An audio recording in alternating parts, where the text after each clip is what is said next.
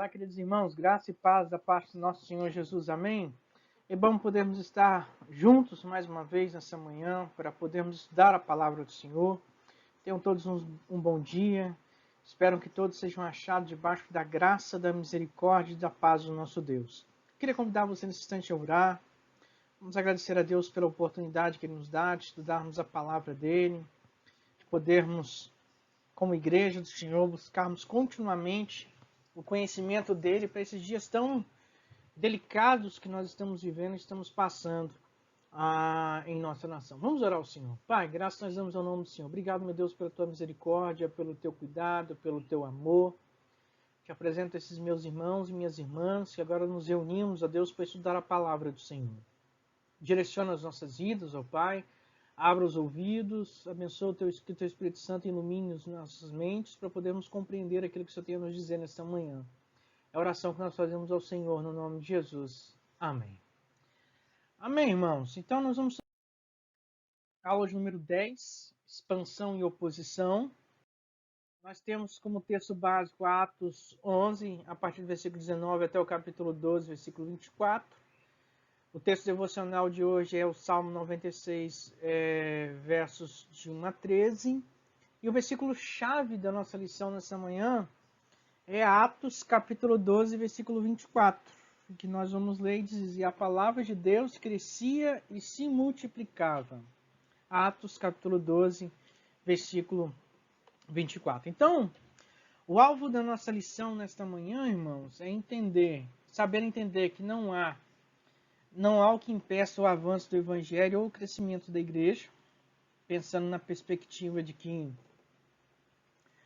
uma vez que a obra é do Senhor, Ele é o Senhor da seara e não existe nada na terra que possa impedir o crescimento da igreja do Senhor, aspirar à expansão do evangelho ou fortalecimento da igreja, ou seja, para que a igreja possa se fortalecer, é necessário que o evangelho ele se expanda, ele seja pregado, ele seja anunciado em todas as nações, manter-se firme no propósito de participar ativamente no crescimento da igreja, ou seja, não basta só recebermos a palavra do Senhor, recebermos então da parte de Deus a salvação das nossas almas, nós temos um compromisso agora em compartilhar aquilo que nós recebemos. Nós precisamos, de fato, levar a palavra de Deus àquelas pessoas que estão perdidas.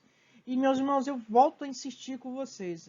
A igreja nunca teve uma oportunidade tão plena e verdadeira como essa dos nossos dias, em que as pessoas estão com o coração aberto, e é tempo, então, irmãos, de nós aproveitarmos essa oportunidade para levarmos a palavra de esperança, levarmos a palavra de Deus a esses corações, para que eles sejam alcançados pelo Espírito Santo do Senhor e venham entregar suas vidas nas mãos de Deus. É importante nós termos em mente, irmãos, aquilo um pouquinho que nós já estudamos até aqui, né?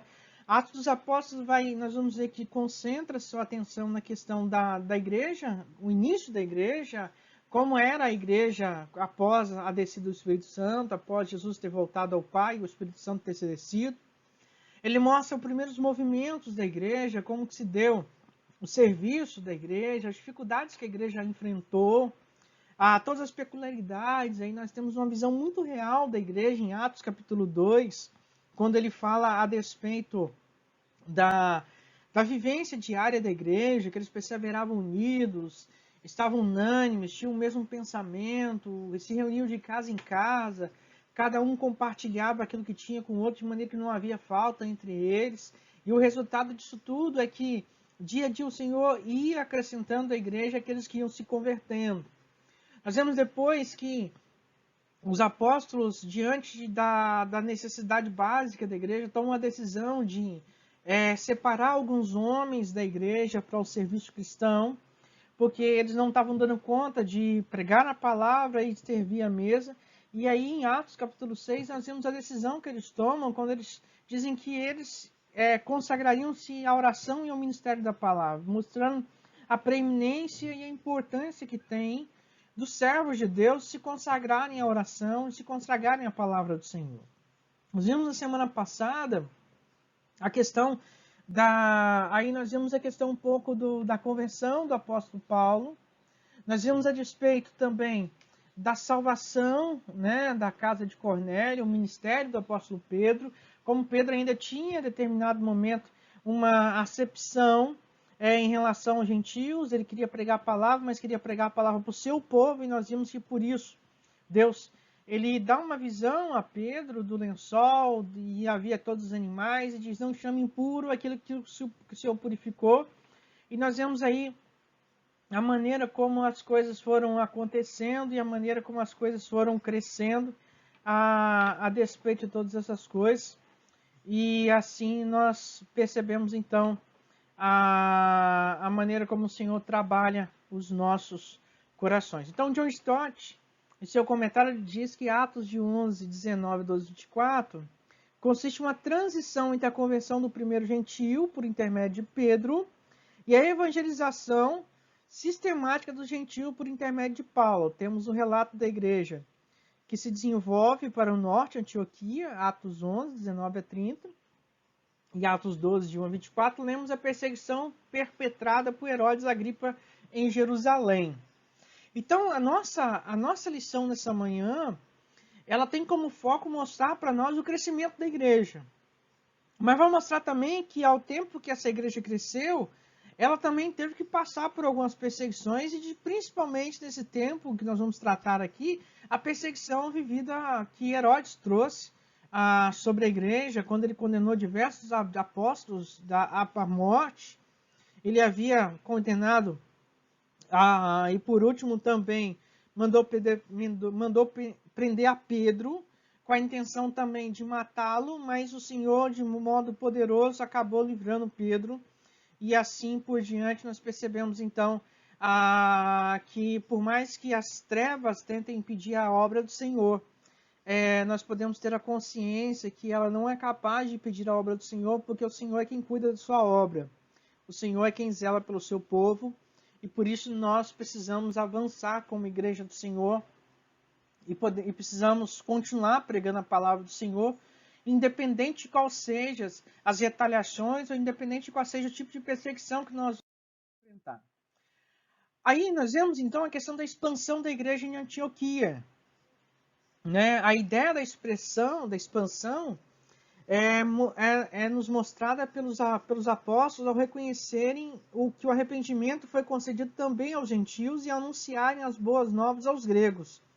O evangelho estava alcançando novas camadas por onde os discípulos passavam. Então, nós vamos ver aí a missão da igreja, então, entre então os gregos, dessa maneira.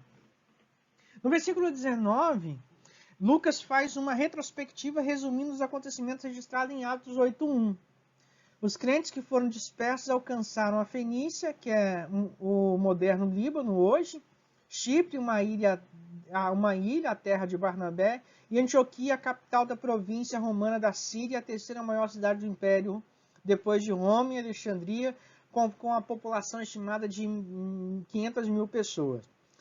A maioria dos divulgadores do evangelho pregava a palavra, e tinha essa palavra, apenas aos judeus. Mas nós vamos ver que em Antioquia, quando a palavra do Senhor chegou lá em Antioquia, as coisas aconteceram de uma forma diferente. A palavra do Senhor passou a ser pregada também aos dispersos, e alguns que eram de Chipre e de Cirene pregavam também aos gregos. Atos 11:20, a mão do Senhor estava com eles e muitos se converteram.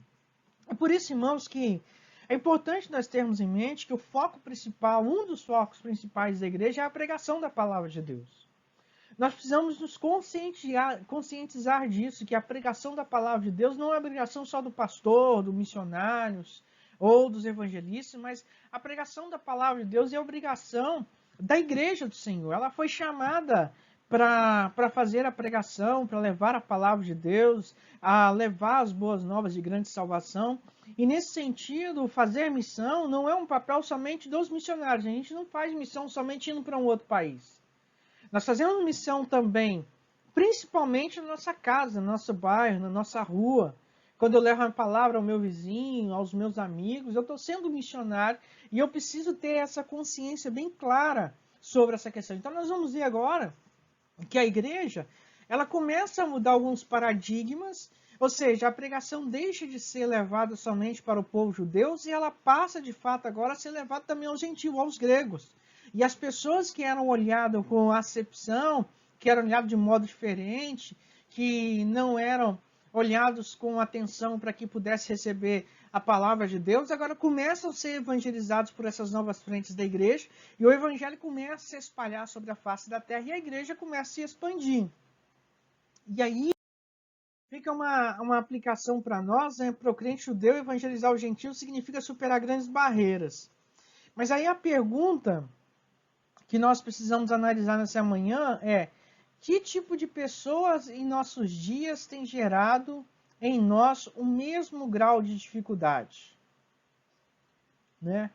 É uma pergunta muito profunda essa, porque às vezes nós temos essa dificuldade em relação à pregação do evangelho. É muito triste, irmãos, quando você ouve da igreja coisas do tipo: nós não podemos ir nesse bairro pregar a palavra não, porque esse bairro é um bairro muito perigoso, tem muito bandido, tem muito traficante, e nós precisamos primeiro guardar a nossa vida, nós temos que fazer, mas também temos que nos guardar. É preocupante isso mostra um tipo de barreira que é levantada pela igreja para não cumprir a palavra do Senhor. E aí, é importante nós repensarmos esse papel, porque se Deus não faz acepção de pessoas, e aí novamente eu volto batendo na tecla de semana passada, não estou dizendo que a igreja tem que ser inclusivista, ou seja, ela passa a receber no seio da sua igreja como membros, participantes da ceia, pessoas que não querem mudança de vida, que não querem abandonar os seus atos pecaminosos, não querem abandonar os seus atos que estão contrários às Escrituras. Não é isso que eu estou dizendo. O que eu estou dizendo é que, em matéria de pregação, a igreja não pode ter barreiras. Ela tem que pregar a palavra do Senhor, independente de onde seja. Independente que seja em cima de um caixote de tomates, independente que seja em cima de um caminhão, independente que seja nas praças públicas, independente que seja nas vielas da cidade, independente que seja no templo, independente que seja pela internet, ela tem que pregar a palavra do Senhor. Ela tem que pregar a palavra para todas as pessoas. Nós precisamos romper com esse paradigma de ficar pescando em aquário. Muitas vezes fazemos programações na igreja de nível evangelístico para levar a palavra, para alcançar os perdidos, e nós convidamos os nossos amigos de outras igrejas para vir assistir o culto. Como Jesus diz, os sãos não precisam de médicos, sim os doentes. E é importante nós pensarmos nisso, sobre quais são as barreiras, quais são os tipos de pessoas em nossos dias em que nós temos dificuldade, um grau de dificuldade de pregar a palavra do Senhor para eles e pedir ao Senhor que nos ajude e nos oriente para compreendermos essas verdades de maneira que sejamos levados, então, a pregar a palavra do Senhor para essas pessoas e possamos cumprir, de fato, a nossa missão de anunciar o Evangelho a todos os cantos do mundo. É bem verdade, irmãos, que Deus tem nos dado ferramentas e nós precisamos aprender a usar as nossas ferramentas. É muito triste nós vermos os nossos dias tão conturbados por causa dessa pandemia. As pessoas compartilham de tudo, mas não tem coragem de compartilhar, irmãos, da palavra de Deus para levar consolo a essas pessoas que estão perdidas. Então, fica esse questionamento para nós. Que tipo será de pessoas que nós temos tido dificuldade para pregar a palavra do Senhor? Quem sabe é um colega de trabalho? Não, eu não vou pregar a palavra para ele, não. Esse cara é um arrogante, um autoritário. Ele não tá nem aí para nada. Vou perder meu tempo. Isso aí tá perdido já tá com... Não é isso, irmãos. Nós precisamos pedir ao Senhor, porque quem tem o papel de conhecer, quem tem a autoridade de sondar é Jesus Cristo. Ele é o juiz, ele é aquele que sonda, conhece todas as coisas. E o nosso papel enquanto igreja é pregar, independente de quem seja. Precisamos pregar. Precisamos falar do amor de Deus e levar essas pessoas a conhecer desse amor, serem transformados e abandonarem suas vidas de pecado. Ok, irmãos? Tudo bem até aqui? Se tiverem dúvidas, manda aí pelo grupo da igreja, manda aí pelos comentários do vídeo. Quero fazer um parênteses aqui, pedir a você que inscreva-se no canal aqui do YouTube, há algumas dificuldades em relação à transmissão do culto ao vivo, online, e nós precisamos assim de muitos inscritos para podermos vencer essas dificuldades. Então, peço a você, nos ajude aí inscrevendo-se no canal, compartilhando, para que nós possamos vencer essas barreiras e possamos ter mais essa ferramenta como estratégia para a pregação da palavra do nosso Deus. Ok? Vamos lá? Então, nós vemos a expansão da igreja em Antioquia, como nós vimos, a missão entre os gregos. E agora nós vamos ver que a missão grega é ratificada por Barnabé. E aí nós vamos ver Atos capítulo 11, convido você que abra sua Bíblia lá em Atos capítulo 11, versículos de 22 a 24, que vai dizer assim: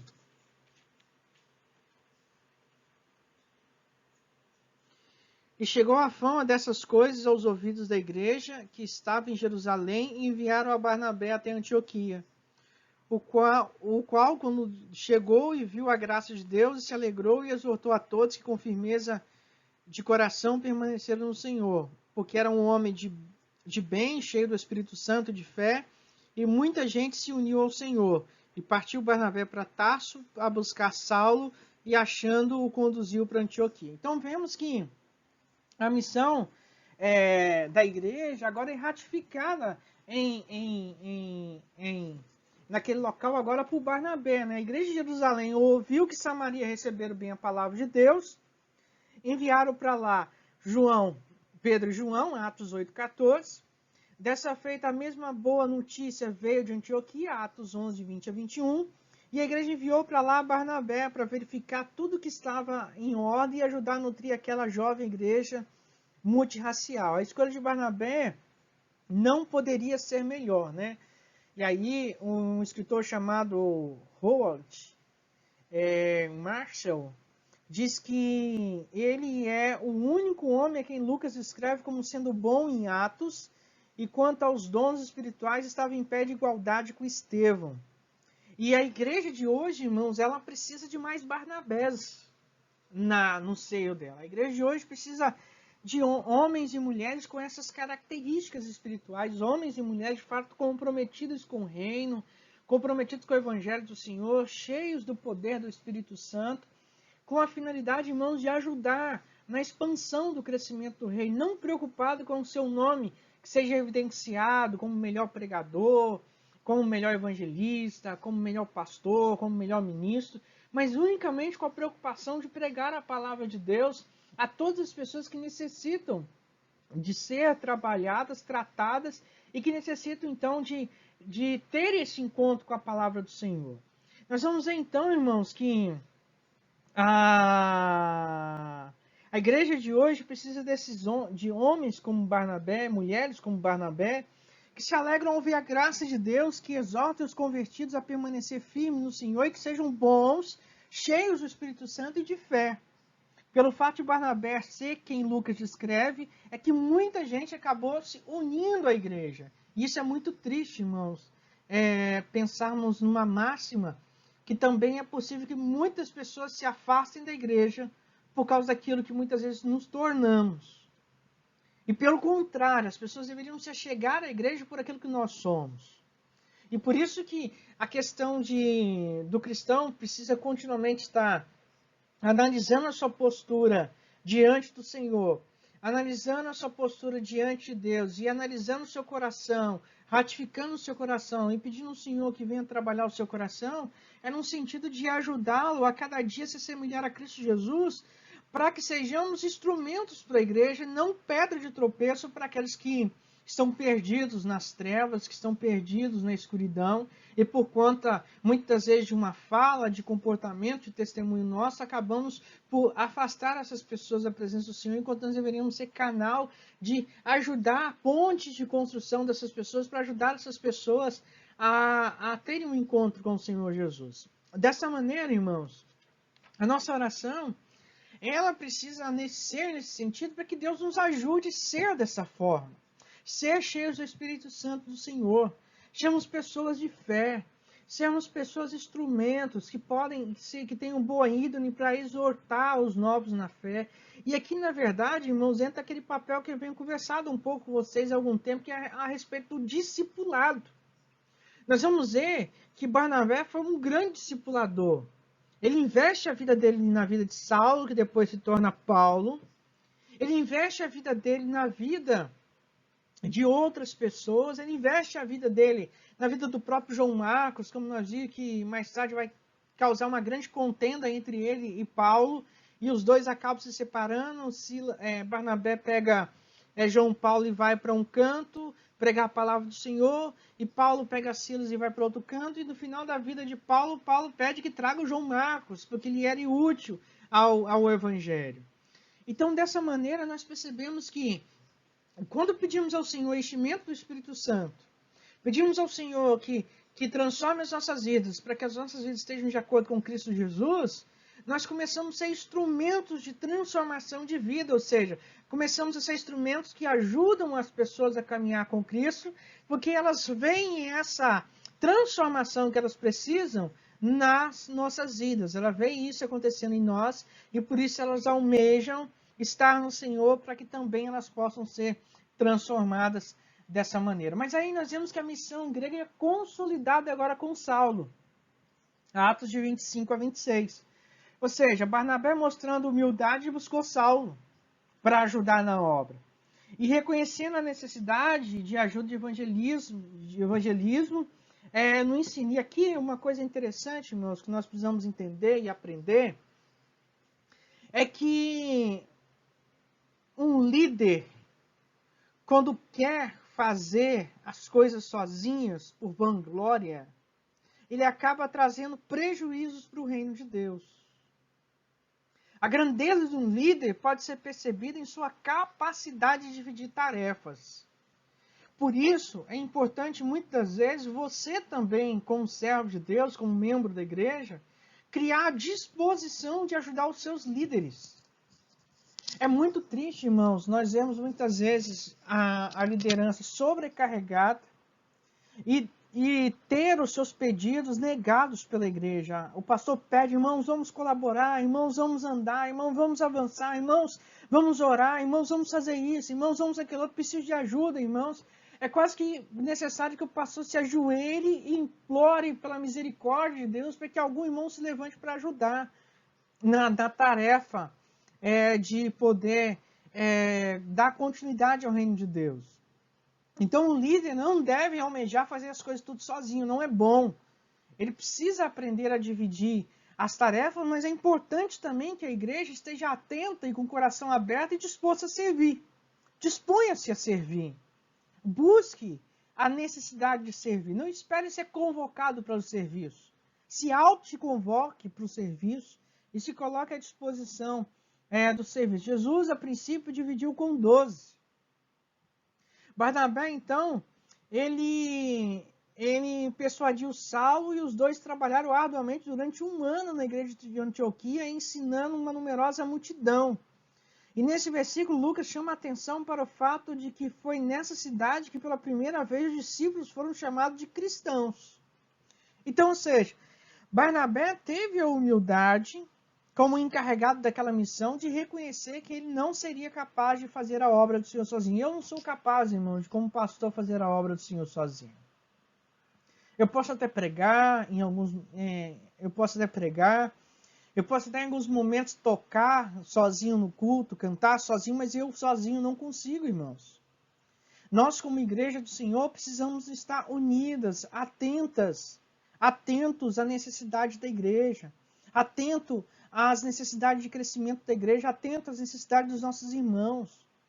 Muitas das vezes as pessoas acham que o pastor tem uma bolinha de cristal. E se o pastor não atende a expectativa, ele é ruim. Não é isso, irmãos. Nós precisamos também saber comunicar. Pastor, estou passando mal, pode orar por mim. Pastor, estou passando por essa dificuldade, pode me ajudar. Pastor, preciso de ajuda. Pastor, posso ajudar? E isso mostra, irmãos, que nós entendemos de fato a nossa missão como igreja. A nossa missão e o nosso papel como servo de Deus de ajudarmos uns aos outros. E aí, irmãos, nós vamos ver que agora, nesse primeiro momento, e essa palavra vai aparecer somente 2 vezes em todo o Novo Testamento, que a igreja, que os crentes que servem a Deus são chamados de cristãos. né? Cristão nada mais é do que aquele que serve ao Senhor, aquele que acompanha Jesus, aquele que aprende com Jesus, aquele que segue a Jesus. E dessa maneira nós vamos ver que os cristãos ali, as pessoas de Antioquia não fizeram isso para menosprezar os cristãos. Mas eles fizeram isso de maneira porque reconheciam que eles, nas suas atitudes, reproduziam então as atitudes de Cristo Jesus em suas vidas. E a missão dessa maneira, então, irmãos, ela foi consolidada através por Saulo e por Barnabé, porque eles entenderam essa questão. E aí, quer dizer, dois homens começaram esse papel de discipular, de trabalhar o coração das pessoas necessitadas e aflitas. E aí nós vemos, irmãos, como que a igreja cresceu e como que a igreja se expandiu por toda a face da terra. E prova disso é que a palavra do Senhor, ela chegou até mim e chegou até você. Prova disso que hoje eu e você fomos salvos e alcançados pela graça do Senhor Jesus, pela misericórdia de Deus, porque somos frutos dessa expansão da palavra de Deus que se espalhou pelo mundo todo, sendo pregada dessa maneira. Então, irmãos, o que nós aprendemos a princípio é que a igreja precisa estar comprometida e atenta com isso, né? Muitas pessoas não entenderam ainda o seu papel. Nós estamos aqui, irmãos, para servir. Eu estou aqui para servir. Você está aqui para servir. E esse tem que ser o nosso papel. Nosso compromisso é com o crescimento do reino e não com o crescimento do nosso nome. Ok, irmãos? Tudo bem até aqui? Gostaria muito que vocês enviassem aí seus comentários sobre a aula, suas dúvidas. Faça pelo WhatsApp, faça pelos comentários do texto do canal aí, para que nós possamos assim enriquecer a nossa aula e na próxima aula então eu possa esclarecer as dúvidas dessa aula. É importante os irmãos participarem desse momento, irmãos, para nosso enriquecimento e nosso crescimento como igreja do Senhor. Ok? Vamos mais à frente então? A missão grega então é autenticada pelas boas obras, né? Aí nós vemos Atos 11, de 7 a 30. Naqueles dias chegaram alguns profetas de Jerusalém, e entre eles havia um chamado Ágabo. Esse dava a entender pelo Espírito que viria uma grande fama por todo o mundo e por todo o Império Romano. E isso de fato aconteceu durante os dias de Cláudio, quando ele era o governador da Judéia, durante o tempo que ele reinou. E muitas pessoas morreram por não conseguir alimentos. E aí a igreja de Antioquia foi solicitada em atender às necessidades da igreja mãe em Jerusalém. Cada um contribuía de acordo com as suas possibilidades. A igreja de Jerusalém já tinha dado o exemplo em relação a isso, quando eles haviam tornado suas posses individuais e comuns e eram distribuídos à medida que alguém tivesse necessidade. Os recursos foram alcançados então por Barnabé e por Saulo, que os entregaram aos presbíteros, ou seja, aos anciões, aos líderes da igreja em Jerusalém. E aqui a primeira menção dessa palavra presbítero na igreja de Jerusalém, eles trabalhavam lado a lado dos apóstolos, ou seja, eram os anciões, os líderes auxiliares que compunham a liderança da igreja, que tomavam as decisões na ausência dos apóstolos. E aí, irmãos, quando nós pensamos sobre que lição a igreja de Antioquia nos deixa sobre a solidariedade com a de Jerusalém? Muitas vezes eu fico pensando, irmãos, como que por causa de uma placa denominacional, entendo que aqui eu não estou defendendo o ecumenismo, porque eu sou totalmente contra o ecumenismo, mas muitas vezes como nós nos isolamos e achamos que no céu vai ser tudo partimentado, né? Um cantinho da Assembleia de Deus, um cantinho da Batista, um cantinho da Presbiteriana, um cantinho da Metodista, um cantinho da Wesleyana, um cantinho do Deus e Amor, e assim vai por diante, etc. Mas a igreja de Antioquia dá, irmãos, uma lição de solidariedade também para nós. Porque nesse tempo que nós estamos vivendo de quarentena, a igreja não pode estar aberta para cultuar. Mas as suas mãos não estão atadas para servir. E aí, irmãos, eu fico triste porque a igreja tem sofrido tanto nesses últimos anos com o ataque da mídia, com o ataque desses movimentos liberais, com o ataque de tantas coisas, e agora a igreja tem a oportunidade ímpar e rica de mostrar que nós estamos aqui para fazer a diferença, independente dos ataques que nós recebemos. Aí eu pergunto para você, cadê o movimento dos direitos humanos para distribuir agora a alimentação para aqueles que já estão passando necessidade e fome? Cadê o movimento LGBT que diz que somos todos iguais e que briga pelo direito da minoria? Cadê os movimentos socialistas e comunistas que nesse momento estão apenas brigando, independente de que as pessoas morram, apenas tentando a oportunidade para destruir o atual governo? Cadê esse povo todo que fala contra a igreja, que ridicularizou o povo do Senhor, a palavra do Senhor no carnaval? Sabe quem tem aberto as portas agora para servir aqueles que tanto jogaram na cara que nós éramos preconceituosos? É a igreja. A igreja que tem abrido porta, a igreja que tem levantado doações, a igreja que tem servido as populações. Muitas igrejas grandes, como no estado de São Paulo, no estado do Rio de Janeiro, em outros estados aí que tem igrejas grandes, com mais de 1000 membros, estão abrindo as portas das suas igrejas para servir como um hospital de campana, para receber as pessoas doentes, para que aqueles lugares sejam transformados em enfermarias, para ser tratado essa pandemia. E essa lição de Antioquia em socorrer Jerusalém é um tapa também, porque muitas das vezes nesse tempo, perdão aqui, não quero criticar, cada um faz aquilo que acha que é bom aos seus próprios olhos, que se sente seguro, mas cristãos que estão aí trêmulos dentro de casa, que não são capazes de sair de casa para nada, porque estão com medo de pegar o vírus, enquanto nós temos a oportunidade agora de servir, a oportunidade agora de fazer a obra, a oportunidade agora de fazer aquilo que Jesus nos chamou para fazer. Antioquia, então, socorre Jerusalém nesse tempo de necessidade, nesse tempo de escassez, mandando donativos para lá. E esse é o tempo também a igreja unir também, irmãos, e pensarmos um pouquinho sobre a nossa comunidade que nós estamos inseridos. Quem sabe? Quantas não são as famílias da nossa comunidade que estão passando fome, passando necessidade? Podemos até não ter o recurso financeiro para sustentar, mas todos nós temos dentro de casa algum alimento que podemos doar. Temos dentro de casa alguma roupa que podemos doar. Temos dentro de casa alguma coisa que nós podemos abençoar a vida do próximo. Então fica esse ponto de interrogação para nós, a despeito do que nós estamos estudando aqui. Aí nós vamos ver, irmãos, que também à medida que a igreja vai crescendo, começa agora a oposição. Começa então, primeiro, a oposição em Jerusalém. Primeiro, o plano de Herodes. Aí nós vemos aí em Atos, capítulo 12, versos 1 a 4. Então, Herodes foi um tirano preocupado em manter o que é chamado Pax Romana, né, a paz romana na Palestina. Não via com bons olhos as minorias que ameaçavam rompê-la. Então ele mandou prender alguns da igreja com cruel finalidade de maltratá-los. Tiago, apóstolo, irmão de João, foi morto por ordem de Herodes. Nós vemos aí em Atos capítulo 12, versículo 2. Aqui também se deu o cumprimento da vida de Tiago, da profecia de Marcos 10, 39, quando disse a ele e seu irmão João: beberão o cálice que eu bebo e receberão o batismo que eu sou batizado. Mas como disse John Stott, é um ministério da providência de Deus saber que isso significaria execução para Tiago e exílio para João. Herodes estava tentando cair na graça do povo.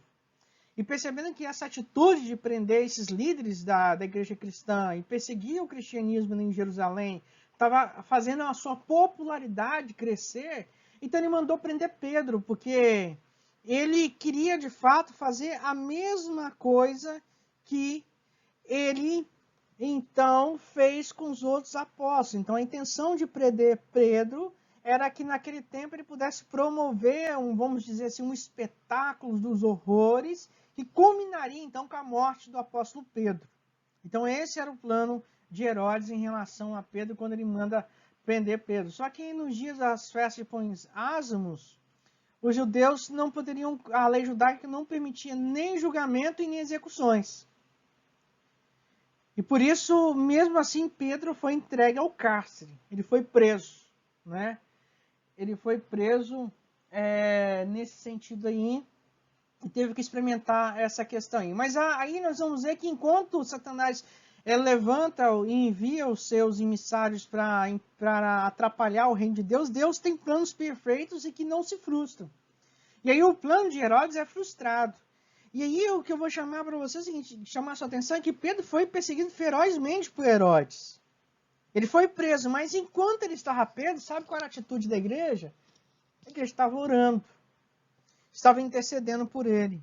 E John Stott diz, de um lado estava a autoridade de Herodes, o poder da espada e a segurança da prisão, do outro lado a igreja se voltou à oração, a única arma daquele que não tem poder. E Deus já havia libertado milagrosamente os apóstolos. E isso pode ter motivado os irmãos a orarem incessantemente. Mas enquanto isso, Pedro admiravelmente dormia, tranquilo, entre dois soldados no desconforto da prisão, estando acorrentado com duas cadeias. Enquanto a igreja orava, Pedro dormia. Enquanto a igreja orava, o anjo do Senhor acordava Pedro.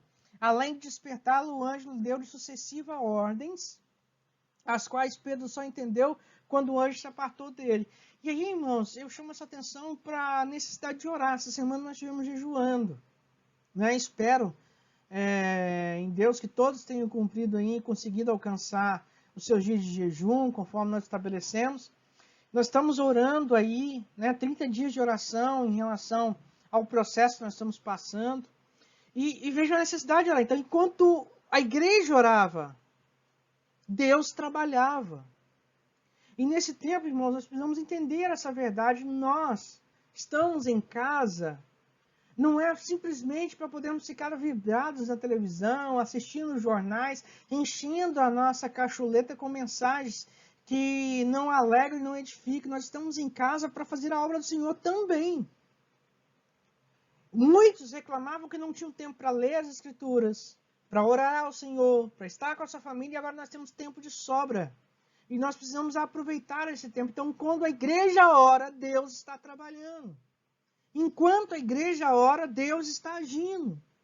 Não que Deus tenha responsabilidade em ouvir tudo que pedimos, mas Deus tem responsabilidade com a sua vontade, com a sua obra. E nós precisamos entender essa questão. E aí nós vamos ver que Pedro, quando sai, ele vai para a casa de Maria, mãe de João Marcos, primo de Barnabé, e quando ele chega lá diante dessa casa, ele bate na porta, a serva da casa vem, olha e vê que é Pedro, e ela fica tão atônica, porque a igreja está orando, e ela sai correndo e vai contar para o de casa, olha, Pedro está solto, Pedro está na porta, mas ela nem sequer tomou a atitude de abrir a porta para que Pedro pudesse entrar.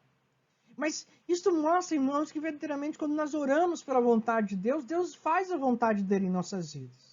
Aquela máxima das Escrituras de 2 Crônicas, capítulo 7, versículo 14, quando fala que se o meu povo que se chama pelo meu nome se orar, humilhar e buscar a sua face, e se arrepender dos seus maus caminhos, então eu virei e curarei e sararei sua terra. Dessa maneira é uma máxima da nossa vida, porque se nós orarmos para que Deus faça a vontade dele em nossa terra, ele vai curar a nossa terra.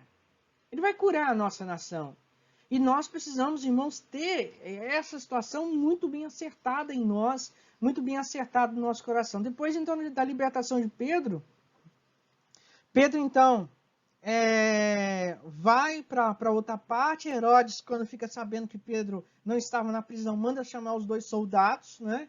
Como tirano que ele era, não ficou satisfeito com as desculpas ou com o relato que os soldados deram, achou satisfatória tudo isso, e o resultado disso é que os 2 soldados acabaram sendo mortos, executados a mando de Herodes por causa da sua ira. Mas aí, irmãos, nós vamos ver que aqueles que perseguem o reino de Deus não deixam de fato de receberem a recompensa por isso. Mas a aplicação que nós fazemos dessa parte é que há no texto uma ligação direta entre oração da igreja e livramento de Deus. Quais os planos atuais do sistema do mal contra os quais a igreja deve orar incessantemente para que sejam frustrados? Será que realmente, irmãos, nós temos nos preocupado com a situação do nosso país? Um vírus mortal se alastrando no território brasileiro, enquanto as nossas autoridades e até mesmo a nossa população está brigando por posicionamento político? pessoas com má fé, com mau índole, se aproveitando desse momento para fazer campanha política para os próximos anos? Será que nós temos tomado ciência da gravidade do que nós estamos vivendo? E tendo irmãos que vocês nunca vão me ver de púlpito defender nenhum posicionamento político, seja de A, de B ou de C. Eu tenho a minha visão política particular, ela é minha, e eu respeito a visão política de cada um dentro da igreja, e por isso vocês não vão me ver promovendo esse tipo de situação, ou esse tipo de pensamento, ou esse tipo de comentário, seja nas redes sociais, sejam pessoalmente. Mas é vergonhoso, irmãos, vermos o povo do Senhor se dividindo por questões políticas. Não é tempo, irmãos, de brigarmos se nós somos de A, se nós somos de B, se somos de C. É tempo, de fato, nós orarmos contra essa artimanha maligna que se instaurou no nosso país, nas nações. Esse vírus mortífero, principalmente um vírus pior, que é o vírus do pecado, para que o Senhor venha nos livrar desse mal. Irmãos, nós vamos ver, então, que Herodes não deixou de receber as consequências, então, dos seus atos, né? Lucas reserva um espaço para falar sobre a morte de Herodes, né? Antes de falar da morte propriamente dita, ele diz o que aconteceu. Herodes desceu da Judéia para Cesareia, cidade situada à costa do Mediterrâneo, e ali permaneceu por um tempo. Havia uma desavença entre Herodes e os habitantes da cidade de Tiro de Sidom, e ambas também situadas na costa do mar Mediterrâneo. Esse povo se alimentava do trigo que era produzido na Galileia, território governado por Herodes. E aí, através de um homem chamado Blasto, eles acabaram se reconciliando, e Herodes, então, com suas vestes reais, se assentou no seu trono e começou a discursar, então, para essas pessoas, e essas pessoas, embrados, começaram a dizer que aquilo não era a voz de um homem, era a voz de um Deus. E Herodes aceitou essa bajulação e não repreendeu o povo. E por conta disso ele foi mortalmente ferido pelo anjo do Senhor por não ter dado glórias a Deus. E o texto nos diz, irmãos, que ele morreu comido de vermes. Então, de nada adiantou a perseguição que Herodes trouxe sobre a igreja. Porque toda a maldade que ele produziu sobre a igreja só ajudou a igreja a crescer, porque é Deus quem guarda. É Deus quem guarda as nossas vidas, irmãos. Se não for o Senhor que guardar as nossas vidas, não é ficar em casa que vai impedir que eu e você sejam contaminados. Quem guarda as nossas vidas é o Senhor. Lógico, nós devemos tomar os cuidados, precisamos dar o exemplo, como nós fizemos. Não temos as nossas celebrações públicas, estamos fazendo uma celebração online. Mas isso não nos dá o direito de amarrar as nossas mãos, nem os nossos joelhos, nem nossa boca. Nós estamos em casa para usar uma das ferramentas que nós muitas vezes abandonamos, que é a ferramenta da oração. Usar as nossas redes para falar do amor do Senhor, para pregar do amor do Senhor, para fazer a vontade do Senhor. Nós precisamos, irmãos, entender essa conotação. Herodes teve um triste fim.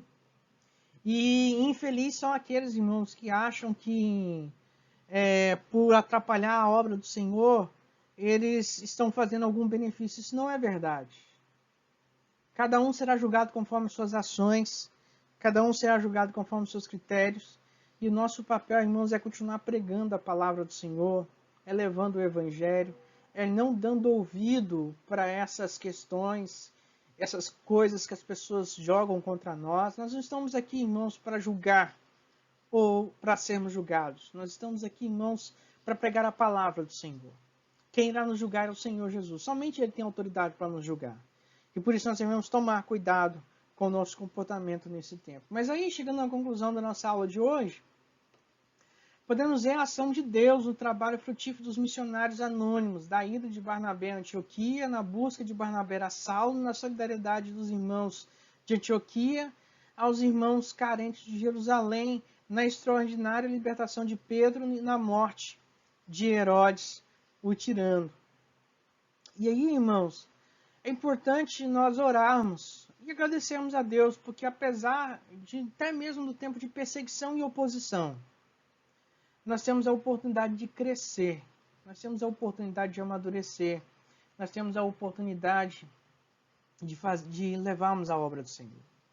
A obra do Senhor não para, irmãos, porque ela é viva, porque o Senhor é o Senhor dessa seara.